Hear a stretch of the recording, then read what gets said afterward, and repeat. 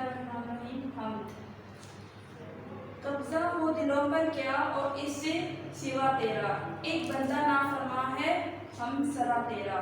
गो सबसे मुकद्दम है हक तेरा अदा करना, बंदे से मगर होगा हक क्यों कर अदा तेरा।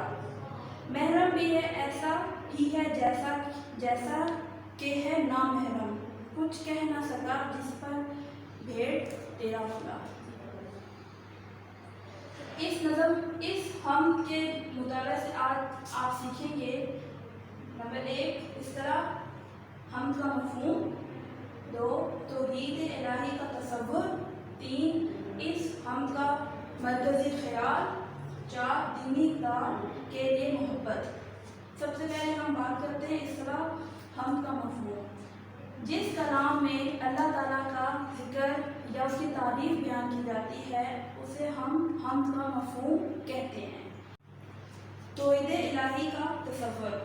अब यहाँ पे तसव्वुर का जिक्र है। तसव्वुर से मुराद है जब भी शायर कोई कलाम लिखता है तो वो पहले एक तसव्वुर करता है कि उसने किसके बारे में लिखना है। जैसे कि उसने हम में लिखा अल्लाह ताला के बारे में, तो यहाँ पे तौहीद इलाही से क्या मुराद है? अल्लाह ताला। तौहीद इलाही का तसव्वुर मतलब अल्लाह ताला के लिए वो तारीफ बयान करना। उसके बाद आता है इस हम का मरकज़ी ख्याल। इस हम का मरकज़ी ख्याल क्या है? सबसे पहले हम मरकज़ी ख्याल इसकी डेफिनेशन देख लेते हैं। मरकज़ी ख्याल से मुराद वो तसव्वुर है जिसे बुनियाद बनाकर नज़म या नसर तहरीक की जाती है। मरकज़ी ख्याल 1 से 3 सतहों पर मुश्तमिल होता है।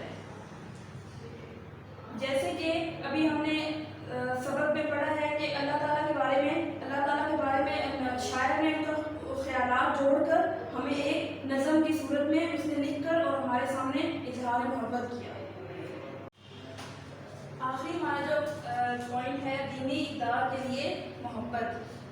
दीनी इक़्तिदार से मुराद दीनी अखलाकियात है। शायर यहाँ अल्लाह ताला से मोहब्बत और लगाव के साथ साथ दीनी इक़्तिदार से भी अपनी मोहब्बत का इजहार करता है कि हम जब भी रंजो गम में होते हैं तो उसे ही याद करते हैं और हर तरफ फैली हुई तेरी ही कुदरत का दम भरते हैं।